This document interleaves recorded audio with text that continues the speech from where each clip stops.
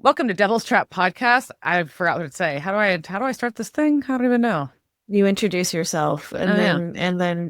yeah. Welcome to this week's episode of Devil's Trap Podcast. I'm Diana. And I'm Liz. We're going to talk about season 12, episode 7. Rock Never Dies. It just gets old and stands farther away from the front of the stage. And just stands in the back. How are you this week, Liz? Doing swell. There's not a ton going on. This is like the most excitement that happened in my day today. I accidentally watched Law and Order SVU before I watched Law and Order, and I didn't know that it was a two-parter and that it started with the regular Law and Order and then it followed into SVU. So I was very confused for most of the episode, and then I should have watched this other episode first. So then I watched that episode after I finished watching the other one. Everything made a lot more sense. So this is my excitement of the week, is that there were new Law and Order episodes and I fucked up the order that I watched them in. Brutal. So brutal. It's the worst problem. Yeah. What about you? I'm just still in recovery mode. So my life is not super exciting right now. Just lots of physical therapy and icing my knee. My big accomplishments are that I walked to the grocery store. I did not drive myself and I did not push the cart. But I walked the grocery store. Did you get a rascal? No, I walked it. But I did that and I was pretty proud of that. So I've been making a lot of progress in my recovery, which is pretty exciting. We're just trucking along here and I look forward to my times I leave the house. They're not very exciting right now because most of my time is sitting around with an ice machine practically. Yeah, it's gross winter. It's not worth leaving the house. It's just the reason this was a good time to do something like this, I decided. So, but yeah, I'm just looking forward to getting more mobile. Speaking of knees and being mobile, Jared Padalecki still has not said how he broke his knee. No. It remains a mystery. But I did so see if you know the rumors, we can have the pool going. Rock climbing is, one riding a pony, doing the pony. There's many different things. Riding a bull. Yeah, if they were shooting that new bodyguard Netflix thing, I wonder if he had to do something active in that. I don't think he was shooting anything. So I think it was in time. So my top bet is still EDM Festival. Didn't he go to one recently? Yeah, I think I heard that. So that's interesting. So that's my guess. He danced too hard at the EDM. All right, Jared, if I'm correct, come on the podcast and verify that. Or come on and tell me that I'm wrong. Either way. All right. Anyway. Well, yeah. So let's get into this episode. So this episode, Rock Never Dies. I will not make double horns throughout this episode, I promise. This was season 12, episode 7. It first aired December 6th, 2016, and was directed by Eduardo Sanchez, best known for having directed the Blair Witch Project and previous director of The Chitters. And this was written by Robert Behrens. This season, we've seen him already. He did The Foundry, episode 3 of season 12, and he did quite a few in season 11, including We Happy Few and Red Meat.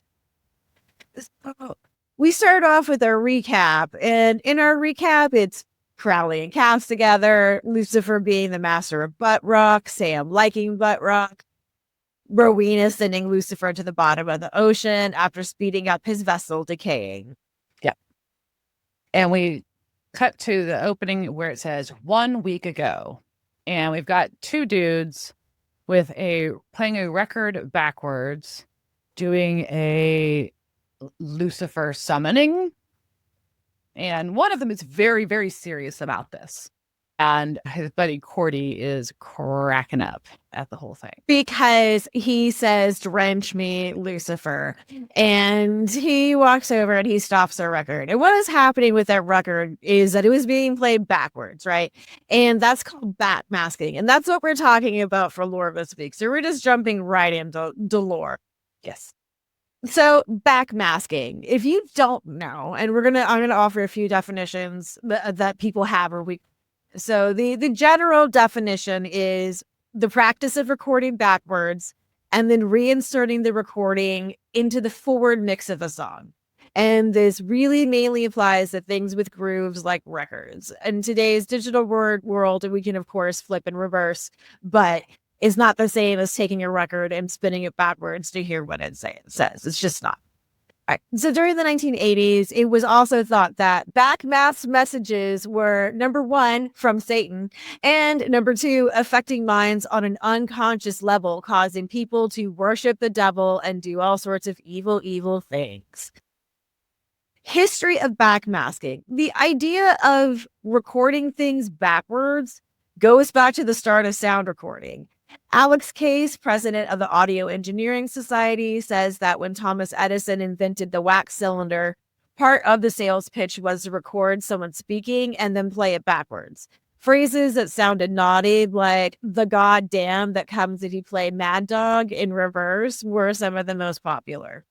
1913, the infamous magician and friend of the pod, Aleister Crowley, said listening to phonographs reverse trained you to think backwards, and that was important for understanding the universe of magic. Creating intentional backmasking came into fashion during the 1940s when there was experimental composers like Pierre Schaeffer.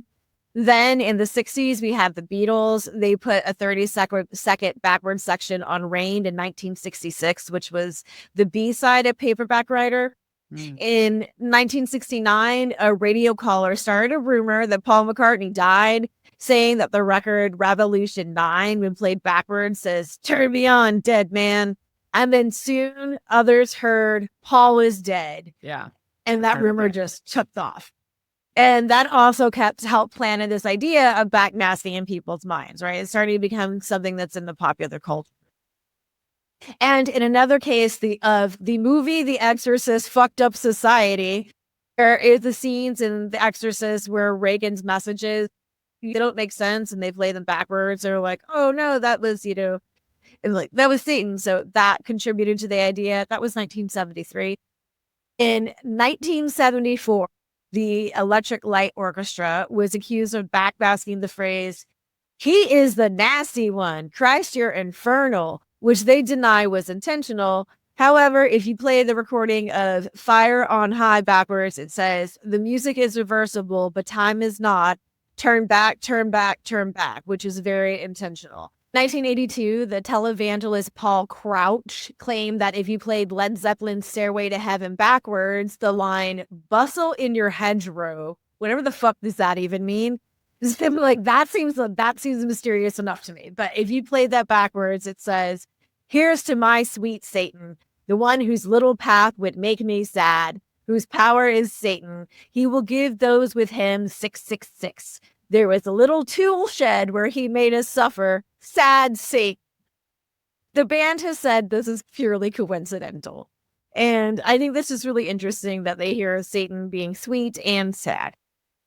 William H. Yarrell, a self-described neurologist, came onto the show to tell people that rock stars were in league with the Church of Satan to put backwards messages on records. People then got together to smash and burn what they considered satanic records. This is also the year California introduced Assembly Bill 3741 to prevent backmasking that can, quote, "manipulate our behavior without our knowledge or consent and turn us into disciples of the Antichrist," unquote. This bill began when a concerned citizen called her local assemblyman, Phil Wyman, a Republican from Tehachapi, after seeing an episode of the Trinity Broadcast Network's Praise the Lord that claimed rock music contained pro-Satan hidden messages. This citizen had also heard Sweet Satan on Stairway. She took out her Zeppelin record and her husband played it backwards and they could hear it was Sweet Satan. So they knew it was true. Then they had to smash that record and they felt bad that they had to break some of their new records. But, So the assemblyman was on the committee for consumer protection and toxic materials and drafted a bill to regulate backwards messaging, which he defined as a process by which an audible verbal statement may be heard when the record is played backwards. So that's different than I feel like the other definition of it, which is just something being played backwards. This is an actual audible verbal statement that's maybe reversed. So the bill would require record manufacturers to put warning labels on any records that contain backward masking. A hearing was held on April 27th, 1982. Assemblyman Wyman argued that subliminal messaging was an invasion of one's mind and neglected to mention any studies that showed subliminal messaging was ineffective. William H. Yarrow was the only witness at the hearing. He cited his own research on how backward music is interpreted by the brain and gave a list of songs that contain backmasked satanic messages, including Revolution 9, Stairway to Heaven, and also Snowblind by Styx. In the document he presented, Rock Music, Does It Have a Secret Message? He explained, today we have a common thread of backward masking on many of the popular rock albums with the same message. Blasphemy towards Jesus Christ and calling on the listener to serve Satan as master with distinct phrases of worship to Satan. The Church of the Satan and their followers have a pact that if you perform certain things in your particular line of work, in return, Satan will give you certain favors back. And I say, who doesn't like favors? He makes up a theory explaining how the subconscious mind works, and he just makes up a lot of horseshit in California. So the Committee on Consumer Protection and Toxic Materials returned a decision of no vote on this bill, explaining that more research and supporting evidence on how subliminal messages affect behavior was needed. However, the publicity furthered the idea about satanic backmasking and the evils it caused. The media exacerbated the issue. Further legislation was tried across the country, including Texas. Arkansas passed a warning label bill, which was vetoed, though, by Bill Clinton, and then didn't make it back through, passed after the veto. A California House Representative, Robert Dorman, introduced the Phonograph Backward Masking Labeling Act in 1982 on the federal level. It defined backward masking as to mean an impression upon a phonograph record, which makes an audible verbal statement when the record is played backwards. So that's specific to a phonograph, too. I mean, not that they would have any forethought of what would be coming in the future, but that is very specific to that media. The bill would make it unlawful for any packager, labeler, or distributor to distribute in commerce phonograph records containing backward masking without a label bearing a specified warning. This bill did not make it past the House. Christian anti-rock activists continued to proliferate the idea that rock was filled with subliminal messaging, which could alter a person's behavior, thus explaining those who like to rock out and have sex and do drugs. And that's all because of the backmasking, I tell you. Pastors, all of it. Pastors like Gary Greenwald held seminars. Books like Backward Masking Unmasked, Dancing with Demons, claimed rock groups are using backmasking to convey satanic and drug-related messages to the subconscious. Huh. And in April of 1988, a lawsuit was brought against Ozzy Osbourne and CBS, claiming the subliminal messages of the song Suicide Solution contributed to the death by suicide of Michael Waller. Judge Juris Fitzpatrick dismissed the case in 1991 because there was no evidence for subliminal messaging in the song.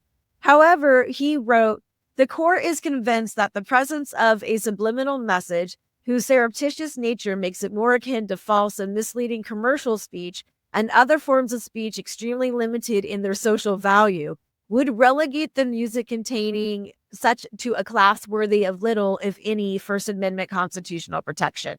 So saying that if there was actually subliminal messaging in your album, you were not protected by the First Amendment. Interesting, right? So in 1990, Judas Priest was sued over a suicide pact made by two men. The suit included the allegation that there contained backward messages, including fuck the Lord, fuck all of you, which infiltrated the young men's minds. And just to be clear, there is no credible evidence to support the effectiveness of subliminal messaging. Wilson Bryan Key was one of the major proponents of the widespread but mistaken belief in that power, and he testified in the Judas Priest trial, and he also authored a number of books on this subject. Here is an example of one of his arguments. He posited that subliminal sexual imagery included in a Playboy magazine advertisement which depicted a naked woman made the ad more memorable. 95% of the men questioned a month later remembered the advertisement of a naked woman. Yeah. 95% of the men remembered what was in the ad. Sure, I'm sure that had a lot to do with whatever subliminal was in there. Right. Seems very scientific.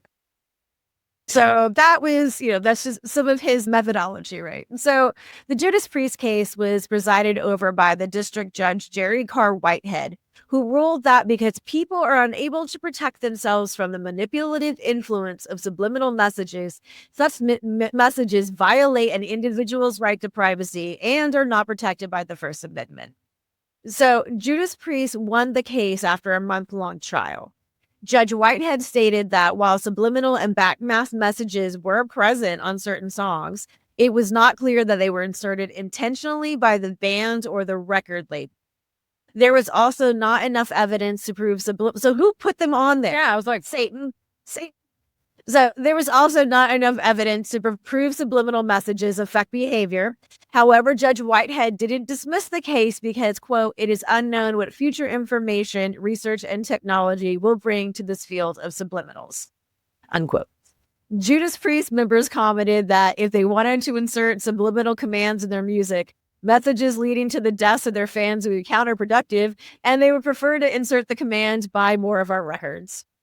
I mean, yeah, that's logical. Again, the content of backwards messaging has not been shown to have any real influence in the listener, either consciously or unconsciously. Hearing phrases when a record is played backwards is most likely due to pareidolia, the human tendency to see patterns in randomness, and if we are told what to listen for, we are more likely to make that connection. Another theory is the observer expectancy effect, which is when you recognize something because it was pointed out to you. So people play records backwards, and if they're not prompted about what to hear, they're not going to be able to tell you, like the Sweet Satan thing.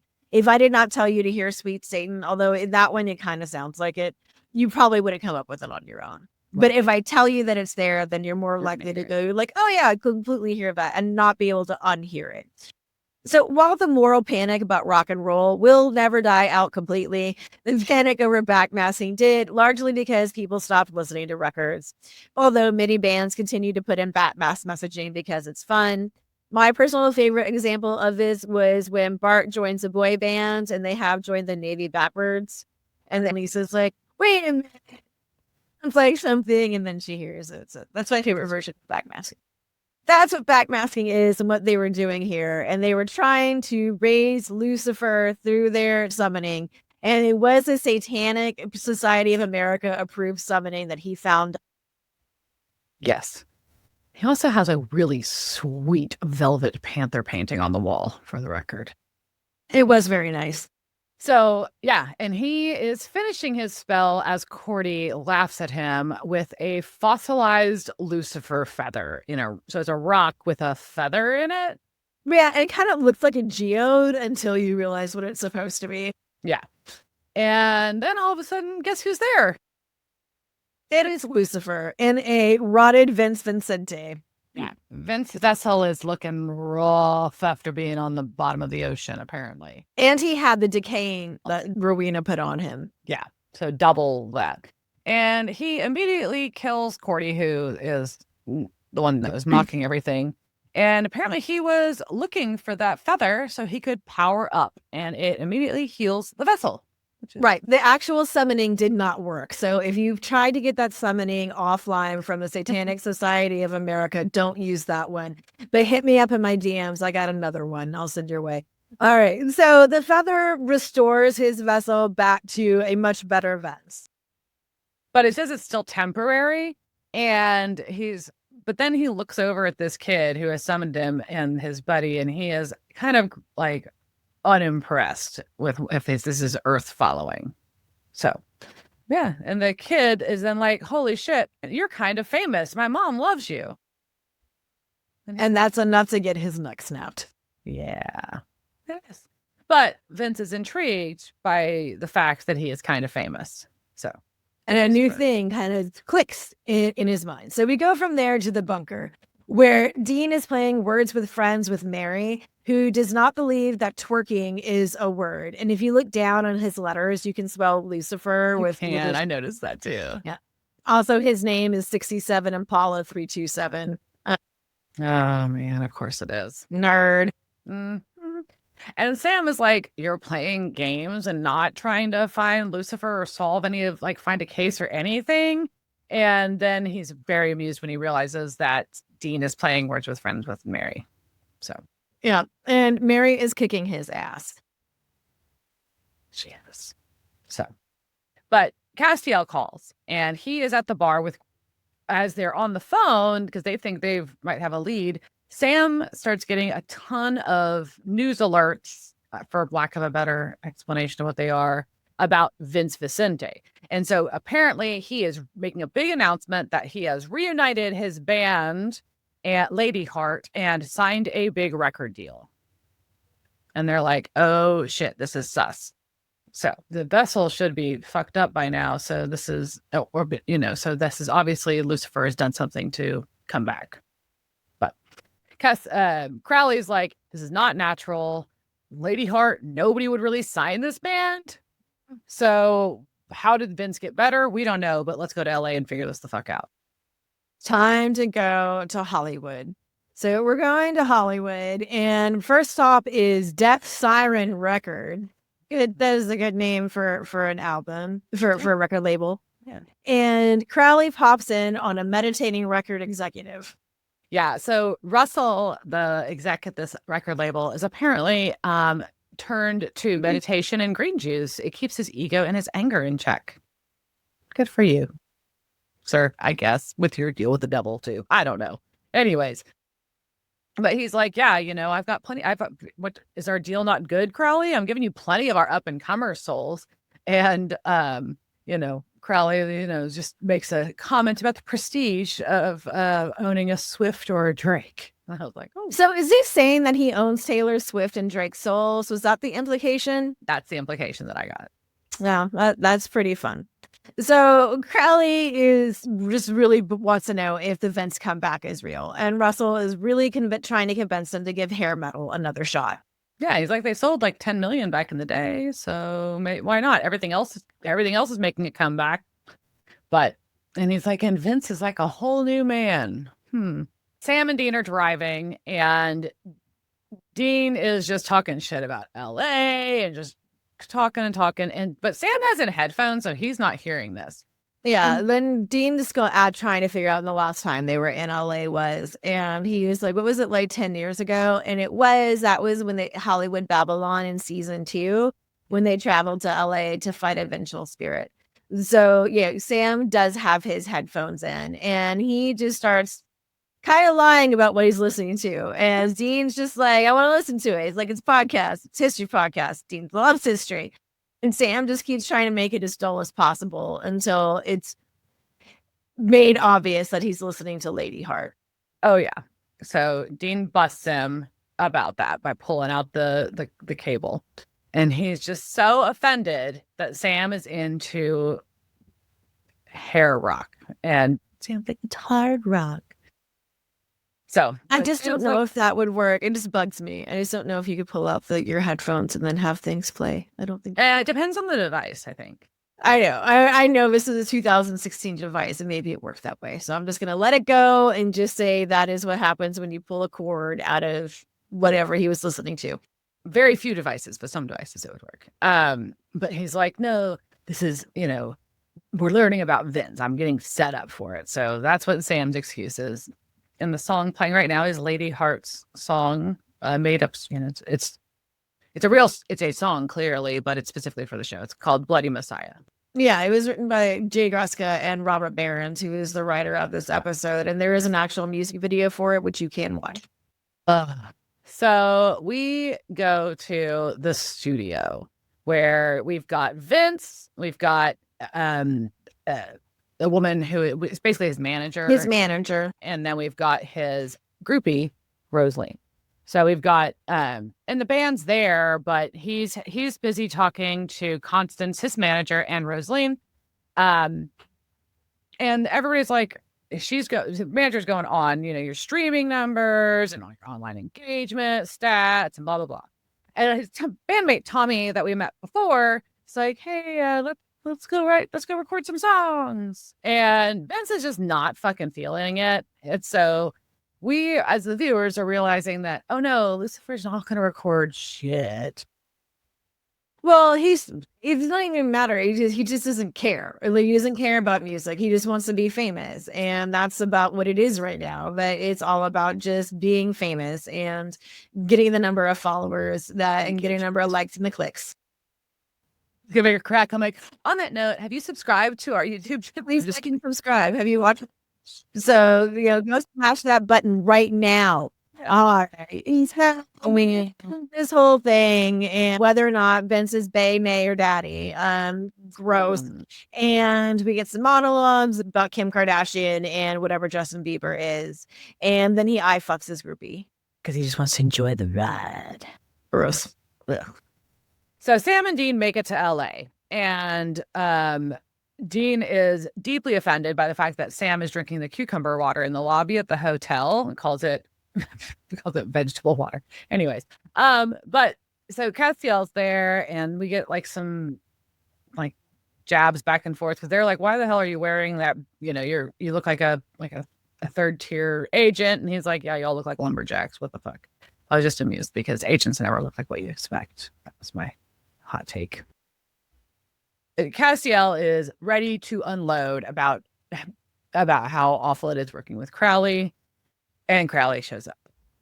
So, but they are talking about how Vince is riding with the devil, as they say, and they are going to go search his room while he's at the studio because, of course, Crowley was able to acquire that key because he knows it's way too many people in LA. And his room is strewn with women's underwear and empty champagne bottles. Yeah, and Cass thinks a fight has happened in there. And there are also a ton of books on rock stars. So he's like trying to learn about how these other people became famous. And then Cass is, picked up Vince's writer, and Crowley's just like, I've seen worse. Yeah, Cass is like, what kind of spell is this? It was like the instructions for how to eat his, I don't know, how to make his juice. Breakfast, his juice. Yeah. And Crowley's like, that's his writer. It's really funny. I look at a lot of writers in my line of work. Funny. Anyways, so they're like, well, what, he could be taking over hell. Why is he living out this fucking rock fantasy on Earth? And then we see that what he has lost is a human tooth with the root still attached. Just go right. Wretch, gross. What the hell? What is happening in this episode? I don't understand. Why is this everything so gross? All right, so we go from there back to our studios, and our groupie Rosaline wants to know why he is all of a sudden suddenly paying attention to her, and then goes into like the world's most depressing groupie story, and it's so sad and pathetic, and I just want to take her and hold her in my arms and be like, girl, it's time to leave. We don't need it. We don't listen to his jam session. It is time to go. Yes, it's not good. And he's like, I'd be a fool to not recognize devotion. Ugh. Anyways, and so she talks about when she first fell in love with him, watching the Headbangers Ball at 16. It's just, yeah, it's a lot. A lot. And then he says, he's like, what would you do to show me how much, how devoted you are? And she's like, anything. So he pulls out a fucking knife and asks if she would bleed. What? Ma'am, get the fuck out of there, ma'am. It is time for therapy about self-esteem, Rosaline. So she just starts cutting herself while he watches. And the thing too is, even here, we don't know, is she doing this because of the Lucifer power or just because he's famous? And she's that obsessed. Oh, it's so difficult. Which is, I don't know. I would like to go with Lucifer power here. Can I just hold on to that? All right. So we go from there to the hospital where everybody has showed up. Yeah, we've got Sam, Dean, Cass, and Crowley all there. And the doctor's like, yeah, she lost a lot of blood and there's no fixing those scars, but she's stable. Oh, no, ma'am. So what she has done is she has carved the words Vince Vincente, which are quite long. There's a long name, into her chest. least, like, I don't know. I've got questions that we don't get answered, and it's very distressing. Now they have covered them up. We don't know. Yeah, I don't get to see it. So Sam and Dean go to talk to her, and they want information. And she's like, no, he didn't force me. I wanted to do it to make him happy. Oh, not helping. So Dean's like, kind of like, what kind of a sicko, she's kind of like going at, and she's like, she defends him and insists that he had a good reason. She just needs to see him. And she's desperate to get to his show tonight. And they're like, show? There's a show? There's a show, and that's where she wants to go. But yeah, so she's still on Team Vince. And so we cut back to our now bloody studio. Yeah. And the manager's there, and they're talking about the building an aura of mystery and exclusivity by putting on a secret show at an undisclosed location. And she's like, we're going to push your tickets on the socials with an online lottery to your diehard fans. Because that's the market, that's the market you would market to in something in this world. And he's like, no, I want new fans, not the diehards. She's like, well, new fans are fickle. They don't have the loyalty. It's just not going to translate to album sales or ticket sales in the future.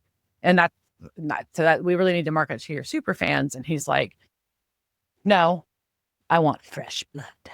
Which is just, the girl's going, this is my fucking job. I've been doing this for fucking ever. I know what the fuck I'm talking about. And yet, no, he's going to mansplain to her that she wants no, that's not how this business works. And he wants new followers. So anyhow, we go back to the hospital where they are discussing the show. And what I have a problem with this. Maybe we'll see this at the end, but they're discussing the show and whether or not Lucifer can play an instrument. And like what went down in Georgia, and it's a good point. And how does Lucifer just not magic himself the ability to play an instrument? I mean, he can make other people play guitar, right? That's what Crossroads demons do all the time. So why can't he has the power to split atoms and like your body into atoms, but he can't play a G?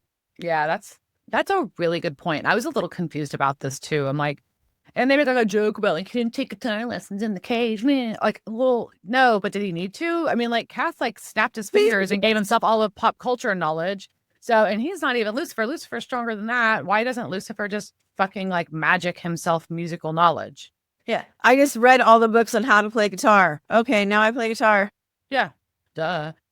I don't know. It's super weird. Crowley has understood that this is not about the music. This is about the devotion of fans and how, like, once they buy in, you can make them do anything, and that's intoxicating. And they're like, okay, well, where's Rowena so she can help us out here? And he's like, she is not showing up until we have Lucifer. So they are outgunned without her, and they know it. But they're also outgunned with her, so I don't know too. So it is what it is. So they are going to divide and conquer to try to score these tickets, which also just seems like, I don't know, it's just kind of funny. We got to get tickets to the show, man. So Crowley's going to go threaten Russell about it. And Russell won't give it up. He's like, it's business. It's not personal. And he gets flung across the room for it and is freaked out. And his green juice goes all over the wall. And it's just going to make a fucking mess. And it's going to smell so bad and like soaking into that carpet. And Cass goes and tracks down Tommy because he's like, look, like, that's not really Vince. Tell me what's up. And Tommy doesn't really want to get involved either because... Yeah, and Tommy still thinks Cass is a Fed too. Yeah. And then we go from there to a juice company where Dean and Sam have tracked down the manager and are pretending to be the American Oasis. And she's like listening, but not. Like she's like flipping through stuff on her phone, but half-ass paying attention. And they're like, we want you to do for us what you did for Vince. And she's like, look, I took this meeting because you were hot, but I'm not feeling. This is amazing. Yeah. But either way, nothing. And they get a little bit freaked out. And she is like, yeah, no, not happening. Get out of here. And so Russell's not giving up the intel to Crowley. Tommy tells Cass, don't fuck this up for me because our royalties have dried up and I've got 2 kids in college. So I need this money from this show, man. I need things to work. Tommy calling out. I mean, sometimes you got to, but that's what he's doing. Tommy is selling out for the money. Back in the Juice Land, they try to convince him that Vince is the devil, the literal devil. And she's like, it's LA. I'm not really threatened by working for the devil. yeah, she's like, yeah, not shocking to her. It's fine. So she's like, I'm gonna scream if you don't let me leave. Bye. So they do back off. Then we go to a hotel, and then this fluffy pupper just walks by this scene and just ruins everything. Because all I want to know is about this fucking dog. So why are we talking about anything else but what's happening with this fluffy pupper? We don't learn anything about the fluffy pupper. We don't. He just walks out of the scene. We just learned that Dean's gonna try the cucumber water. That's about it. And we get a cool montage of a bunch of clubs in LA, small rock clubs all over LA. And then we go to a limo where Constance, the manager, Vince, Russell, and Tommy are all riding in there. It's just kind of weird. Like, I guess Tommy might be like one of the original. I don't know why the other band members aren't there. It's kind of weird. Is Tommy just the favorite? But well, I mean, Tommy and Vince have had a special relationship, and I feel like maybe Vince is keeping him close. But no, it doesn't really make a ton of sense why Tommy is in the in crowd. No. But they pull up at a club called Meteor, and they got a line of fans, and the manager's like, "Oh, the fans are freaking out," and Russell finds out that they have not recorded anything at the studio, and as the record label exec, he is not thrilled that this is the case. So Vince is like, "Don't worry about it. It's fine," and Russell's like, "No, I took a chance on you. You got to follow my rules." And Vince makes him stab himself in the throat with his own pen. Well, everybody freaks out. Reasonably so. Reasonably so. And he exits the limo, notices his arm is starting to disintegrate, but he just pulls down his jacket sleeve, ignoring it. And then the manager quits, as she should. She's like, bye. And as this is happening, we get a cool montage of the club setting up for a show with merch is getting set up, sound and lights are happening backstage, like security's there. It's kind of, I was like, oh, there's a little real montage of a club getting ready for a concert, kind of. And Tommy's like, okay, I'm going to text Agent Beyonce and let him know where the show is. So he does. The fans are getting let in, and there's so many people who are wearing the band shirt to the show. And new ones. Oh. And new ones. They just bought off the merch table and just put on over their shirts. Way to go, guys. You're that cool. Outside. I'm just kidding. There are very few bands, in my opinion, like, look, do what you want, wear what you want to wear. I live by the you don't wear the band's shirt to their show. There are a couple bands on earth that get away with it. One of them is Suicidal Tendencies, because I feel like everybody wears shirts to their shows, and that's just a thing they do. But yeah, usually you don't. No. That is a long-term rule. So we go from there to outside the show, where we find out that all they have brought are not Enochian handcuffs. That was their big plays. And Cass is like, well, they held me. And Crowley's like, I don't think these are going to work on Lucifer. No, but Cass is like, I'm gonna go for it. This is my fault and whatever. And they're like, not your fault. We get that argument again. But he's like, look, we need to save these people in the club. Like, yes, the whole goal here was to capture Lucifer, but at the end of the day, all these people are in danger. So if I can delay him for even 3 minutes, that will help Sam and Dean try to rescue all the people in the club. And so Crowley's like, I'll help. That'll give us 4 minutes. Yeah, so Crowley's gonna be a hero too. So then we go from there to the green room, and the band is remembering how gross they were. Yeah, the two bandmates are like being really ick, and Tommy is just kind of not, you can tell he's like freaked the fuck out by what he saw, reasonably so. And so Vince walks in and snaps the other two guys' necks.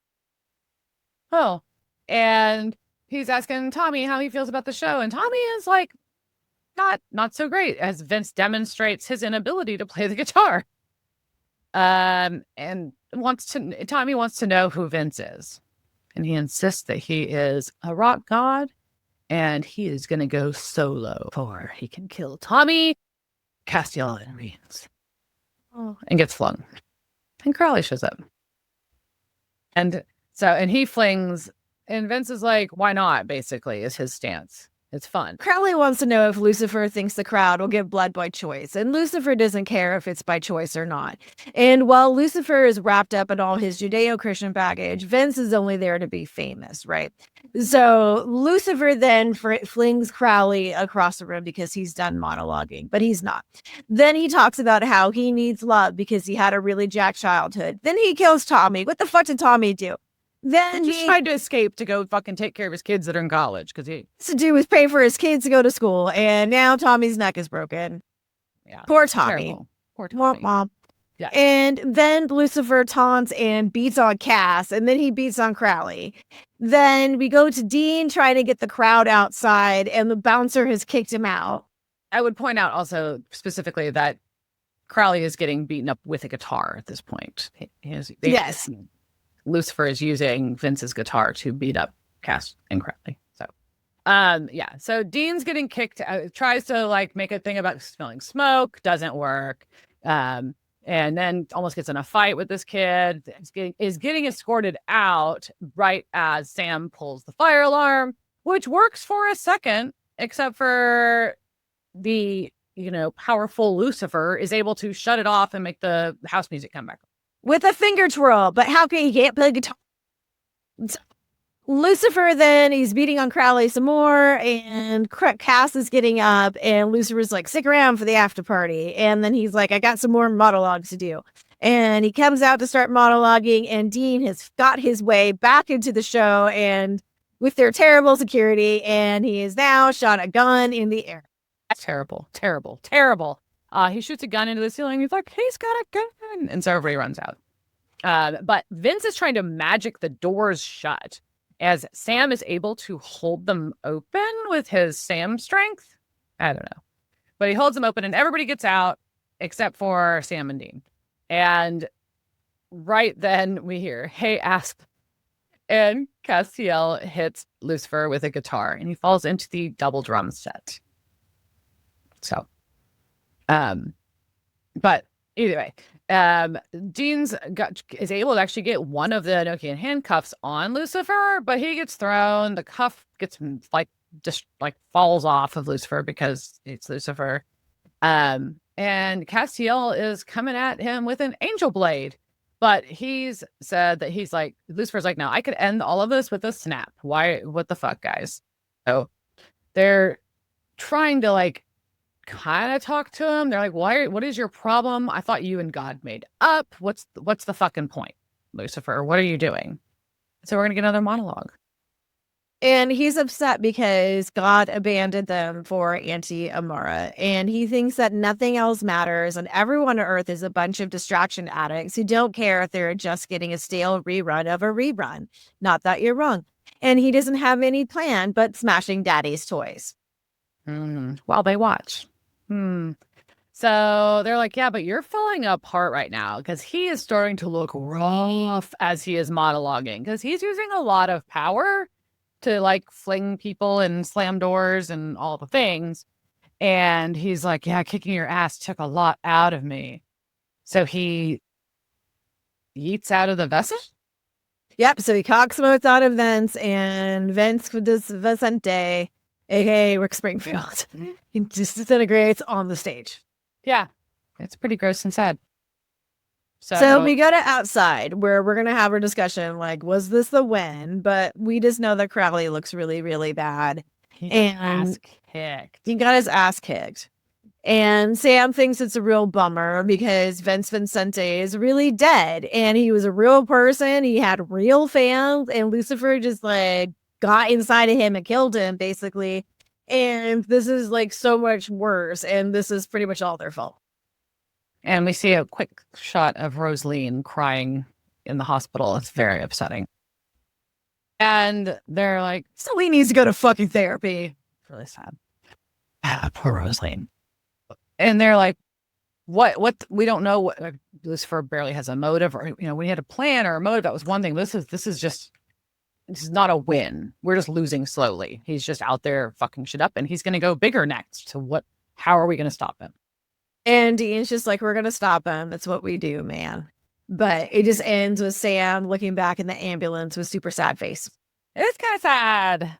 It's a sad ending. Oh, Yeah. oh. So, do we have people to talk about? We got some We Rosalines do. and some. Yeah. So Constance is the manager. They don't really say her name, but that is in the casting notes. So it's played by Sandy Sidhu.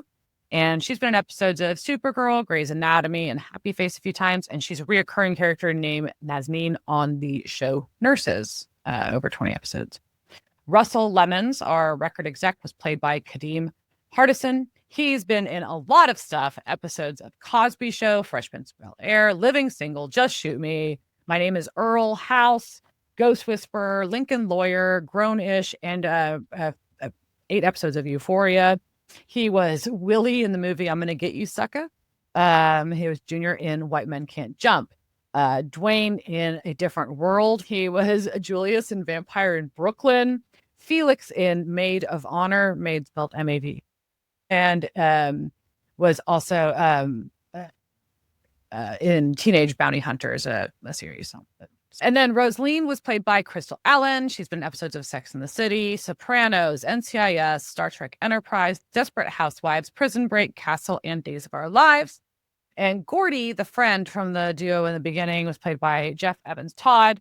And he's done a ton of anime voice work, actually, and also some animation work with our Barbie and Lego series, and done a couple episodes of Bates Motel and Fire Country. Very cool. So, what did you think about this episode? So for me, since I work in music, parts of it were kind of fun. That part of it, to me, I was like, oh, that's kind of cool. I know this world. Talk about writers and algorithms and freaking setting up for a show. I was like, tell me more about that merch booth. No, I'm just kidding. So I was kind of like, oh, cool. Kind of seeing like a lot of small clubs. That was fun. Vince stuff was super fucking sad. But I liked having the whole team together. This is like the first time I think so, like really seeing the 4 work together. Like really work together in this type of way on a joint mission. It's not the first time that they work together, but I believe it is the first time that they're kind of acting more like they're hunting together. Yes. As opposed to just, it is, they've all come together for the apocalypse before many times. It's just, it's not the end of the season. It's, so now it's just kind of like everyday land that we're all together. Yes. Every other time it's been like, this is the crisis shit. We're going to work together this one time, guys. Every the other time's been kind of like that, where this seems like an ongoing, like, go team. I don't know. That's how that felt different to me It feels like Crowley is part of a team with Cass and Sam and Dean, which is hysterical, which is a very funny team that has been put together. Yeah, agreed. But yeah, so I guess we've got a big evil Lucifer season, which we already knew, but maybe. I mean, we're only in season 7. We're only in episode 7 of this season, and don't forget, we still have a whole other, remember, like, you had a whole other meme that you put out about that season 12's big bad were just the British. I know. So we can't forget about them. Yeah, but we want to. We want to, but I don't think we're going to be able to. So spoiler alert, we're going to probably be seeing some more British stuff happening. Yeah, I figured. Alrighty. So on that note, I think we'll end this then. Cheers, jerk. Cheers, bitch.